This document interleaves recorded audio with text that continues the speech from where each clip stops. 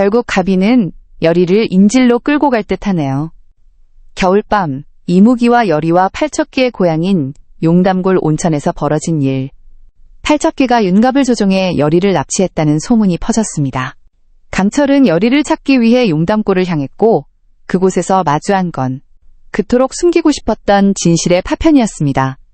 이 싸움의 끝에는 과연 무엇이 남을까요? 구독과 좋아요 부탁드립니다. 함께 지켜봐 주세요. 겨울밤, 용담골 깊숙한 곳. 살얼음 낀 바람이 뺨을 베어내고 서늘한 공기 속엔 먼지 대신 오래된 피냄새가 스며있다. 풍산의 비밀신당. 그 안엔 종이부적들이 바닥에 흩어져 있고 허리 굽은 풍산이 무언가를 으쪼린다. 팔척귀의 기운이 바람처럼 스며들어 그의 등에 들이우고 공중엔 희미하게 반투명한 구슬이 빙글빙글 돈다. 그것은 비비의 야광주였다. 이제 시작이다. 강철, 네 놈을 왕의 노예를 부숴버릴 거다. 풍산의 손끝에서 부적이 타오르고 야광주가 서서히 팔척귀의 몸에 스며든다. 그걸로 충분해? 팔척귀의 음성은 사람 목소리 같으면서도 바람이 뒤집히는 소리처럼 번진다. 풍산은 고개를 끄덕이지만 손끝이 떨린다. 그건 공포 때문이 아니라 지금 자신이 하고 있는 일이 왕실과 이무기의 경계를 깨트리는 금단의 주문임을 알기 때문이었다. 그러나 멈출 수 없다. 왜냐면 왕이 연종대왕 때부터 만들어온 이 거대한 저주의 사슬을 마무리하려면 누군가 미친 결단을 내려야 하기 때문이다. 그 역할이 바로 풍산이었고 그는 그 사명을 스스로 선택했다. 팔척귀는 마치 잊혀진 기억을 복원하듯 말을 잇는다. 윤갑 그의 혼이 필요해. 그를 원한기로 만들어 강철을 부숴라. 풍산의 손이 부르르 떨린다. 왜? 그건 강철과 윤갑 그들은 이무기와 인간, 왕실과 귀물의 마지막 남은 가교였기 때문이다. 팔척귀가 이를 끊는 순간 모든 질서는 무너진다. 그게 바로 팔척귀의 목표였다.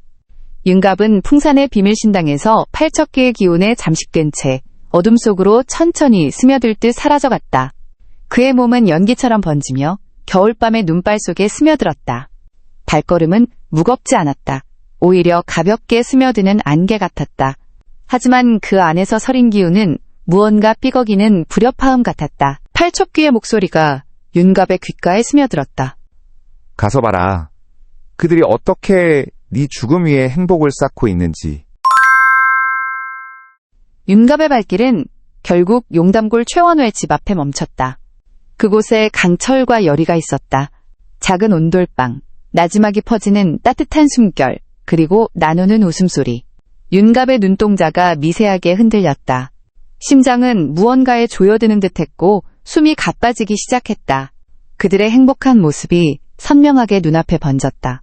그러나 그 순간 가슴 깊은 곳에서 뿜어져 나오는 무언가가 있었다. 억눌렀던 분노, 외면했던 서러움, 잊었다고 믿었던 절망이 한꺼번에 피어올랐다. 왜 나만... 윤갑은 속삭였다. 그의 손끝에서 미세한 연기가 번졌다. 붉은 기운이 서린 그의 눈이 서서히 변해갔다. 손이 떨리고 숨소리가 짧아졌다. 그의 몸은 자신도 모르게 떨리고 있었고 발걸음은 자신도 모르게 여리에게 향했다. 여리는 처음엔 미처 알아차리지 못했다. 갑이야. 여리의 얼굴에 번지는 기쁨은 순간의 따스함처럼 반짝였지만 다가갈수록 그녀의 표정은 미묘하게 굳어졌다. 그의 눈빛은 분명 윤갑의 것이었지만 그 안에 스며든 그림자는 달랐다. 여리의 손이 살짝 떨리며 가슴께를 감싸 안았다. 왜 너의 기운이 이렇게 차갑고 무거워졌어? 윤갑은 아무 대답도 하지 않았다. 대신 여리의 팔목을 붙잡았다. 그 손길은 예전과 달랐고 차갑게 굳어 있었다. 여리는 놀라 몸을 빼려 했지만 윤갑의 손은 생각보다 강하게 집요하게 그녀를 붙잡았다. 갑이야 왜 이래? 여리의 목소리는 떨렸지만 윤갑의 눈빛은 이미 멀리 있었다. 그의 손은 여리의 팔목을 잡고 서서히 움직였고 마치 팔척귀의 기운이 스며들 듯 그 힘이 퍼져나갔다. 여리는 허공을 향해 몸을 돌리려 했지만 윤갑은 한 손으로 여리의 어깨를 휘감으며 그대로 밖으로 이끌어냈다. 여리의 신음이 밤 공기 속에 짧게 스쳐갔지만 마을은 고요했고 강철은 그것을 아직 느끼지 못했다. 윤갑의 걸음은 점점 빠르게 그러나 침착하게 변해갔다. 여리의 몸은 거칠게 끌려가며 눈밭에 자국을 남겼다. 그들의 발걸음은 멀어져 결국 용담골의 깊은 온천으로 향했다. 팔척귀의 그림자가 그곳에서 기다리고 있었다. 여리의 숨소리는 빠르고 짧아졌다. 가비야 제발, 이건 아니야. 그러나 윤갑은 아무 대답도 하지 않았다. 팔척귀의 기운은 이미 그의 몸을 조종하고 있었고 그의 발걸음은 점점 무거워지며 그러나 멈추지 않았다. 그 시각 최원호 집 안. 강철은 잠시 스치는 미세한 기운의 변화에 고개를 들었다. 방 안이 너무 조용했다. 여리의 따뜻했던 기척이 사라져 있었다. 강철의 눈빛이 번뜩이며 창문 밖을 향한다. 여리, 강철의 목소리가 짧게 터졌다. 그는 바로 몸을 일으켜 발걸음을 내디뎠다. 강철의 발걸음은 빠르고 단호했다. 그의 숨소리는 무겁게 가라앉았지만 그 안에는 뜨거운 결의가 서려 있었다. 강철은 느꼈다. 무언가 아주 큰 일이 벌어지고 있다는 것을. 그리고 그 끝에는 반드시 팔척귀가 기다리고 있을 거라는 것을. 용담골 온천의 수증기는 희미하게 퍼지며 은은한 온기가 번져 있었다. 그러나 그 안에 스며드는 차가운 기운은 마치 피를 머금은 칼날 같았다. 여리는 윤갑의 손에 이끌린 채 온천 가장자리로 끌려왔다. 그의 손길은 차가웠고 움켜쥔 힘은 예전보다 훨씬 강해져 있었다. 여리는 떨리는 목소리로 속삭였다. 가비야, 이게 무슨 일이야. 왜 이렇게 차가워? 윤갑의 눈동자 속 붉은 기운이 퍼졌다.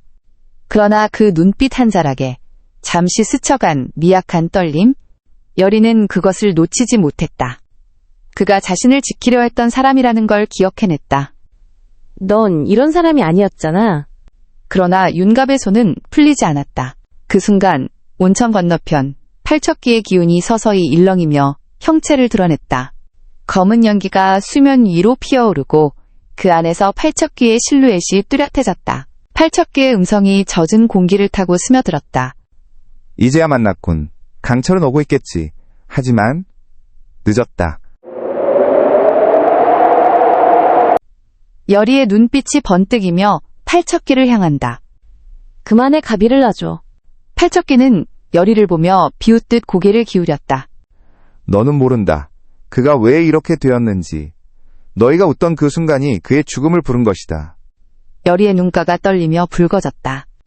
윤갑의 손이 살짝 느슨해졌지만 팔척귀의 기운이 다시 그의 몸을 휘감았다.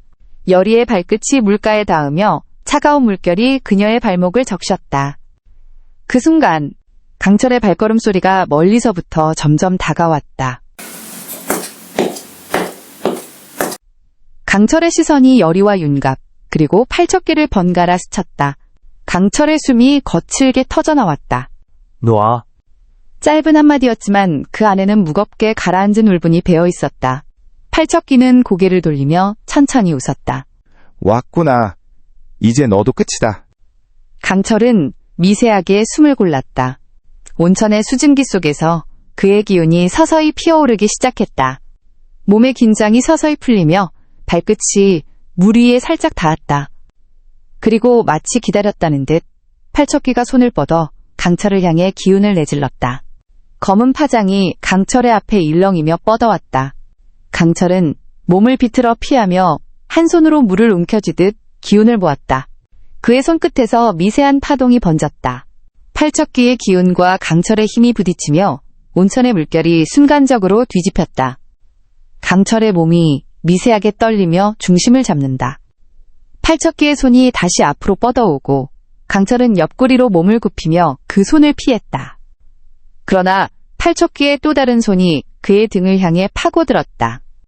강철은 몸을 틀며 손바닥으로 팔척귀의 팔을 밀쳐내며 중심을 잡았다. 그의 숨소리가 짧고 굵게 끊겼다. 강철은 다시 몸을 틀며 팔척귀의 팔목을 움켜쥐었다. 그 손끝에서 미세하게 물기운이 번져나가며 팔척귀의 기운을 밀어냈다. 넌 나를 이길 수 없어. 이 땅은 나의 힘이다. 그때 여리의 눈에는 눈물이 맺혀 있었고 윤갑의 손을 잡고 속삭였다. 제발, 돌아와, 가비야. 윤갑의 손가락이 잠시 떨렸지만 다시 강하게 조여졌다. 팔척귀의 기운이 그를 감쌌고 윤갑의 눈빛은 다시 짙게 붉어졌다. 강철과 팔척귀의 기운이 맞붙으며 온천의 물결은 더욱 거세게 일렁였다. 긴장감이 숨을 조였다. 누구도 쉽게 움직일 수 없는 팽팽한 순간. 그러나 강철의 눈빛이 점점 단단해졌다. 그리고 그의 기운이 서서히, 그러나 분명히 팔척귀의 힘을 밀어내기 시작했다. 온천 위에 고요가 내려앉았다. 팔척귀의 기운은 점점 희미해졌고 그의 형체는 마치 안개처럼 사그라졌다. 그러나 그 흔적은 땅과 공기 속에 아직 미세하게 남아있었다. 윤갑의 숨소리가 거칠게 가빠졌다. 그의 눈동자 속 붉은 기운이 서서히 옅어지며 남은 것은 공허함과 끝내지 못한 말의 잔해였다. 여리의 손이 그의 뺨을 스쳤다. 차갑게 식어가는 피부 위로 떨리는 손끝이 머물렀다. 여리의 입술이 미세하게 떨리며 속삭였다. 이렇게라도 돌아와줘서 고마워. 윤갑의 눈에서 눈물이 한 줄기 흘렀다. 그가 입을 열려는 순간 기운이 무너져 내리듯 흐트러졌다. 여리는 그를 끌어안았다. 피투성이가 된 몸, 깨진 숨결. 그러나 그의 손은 마지막으로 여리의 등을 스치며 작게, 아주 작게 속삭였다. 미안해, 여리야. 여리의 눈동자에 번진 눈물이 떨어져 온천의 물 위에 작은 파문을 남겼다. 윤갑의 기운은 서서히, 그러나 부드럽게 사라졌다. 그의 몸은 부서지듯 사라졌지만 그 안에 남은 원한은 여리의 품속에서 부드럽게 녹아내렸다. 여리는 흐느끼며 그 자리에 무너졌다. 그 순간 강철이 멈춘 발걸음 위로 피 묻은 물방울이 떨어졌다. 그는 조용히 숨을 몰아쉬며 주먹을 강하게 쥐었다. 말을 삼켰지만 그 안에 억눌린 울분과 후회, 그리고 분노가 뒤섞여 있었다. 밤이 깊어갔고 온천의 수증기는 차갑게 식어갔다. 그러나 그 자리에 남은 건 단지 싸움의 흔적만이 아니었다. 여리의 손이 마지막으로 윤갑이 사라진 자리 위에 내려앉았다. 이제 편히가. 그 목소리는 떨렸지만 단단했다. 하얀 눈이 조용히 내렸다. 모두의 어깨 위로, 상처 위로, 피 멍든 밤 위로. 강철은 그 눈을 바라보다 고개를 숙였다. 그의 손이 살짝 떨렸다. 여리는 강철을 향해 손을 내밀었지만 손끝은 허공에서 멈췄다. 그들의 숨결은 짧게 그리고 길게 이어졌지만 말은 더 이상 나오지 않았다. 왕은 그 모든 것을 바라보다가 천천히 등을 돌렸다. 그의 뒷모습은 커다란 짐을 지고 있는 듯 무거웠고 그저 바람처럼 아무 말 없이 사라졌다. 남은 것은 온천 위에 번지는 미세한 파문과 아직 식지 않은 여리의 눈물, 그리고 차가운 겨울밤의 바람. 그 밤은 그렇게 조용히 막을 내렸다. 그러나 그날의 숨결은 오래도록 누군가의 기억 속에 남을 것이었다. 결국 윤갑은 여리의 품에서 사라졌고 강철은 무너진 기운을 끌어안은 채 고개를 숙였습니다. 왕은 아무 말 없이 등을 돌렸고 그 밤의 기억은 차가운 물결 위로 조용히 스며들었습니다. 하지만 이 이야기는 정말 끝난 걸까요? 아니면 아직 끝나지 않은 것일까요? 여러분의 생각은 어떠신가요? 댓글로 알려주시고 구독과 좋아요도 꼭 부탁드립니다. 스토리브릿지였습니다. 감사합니다.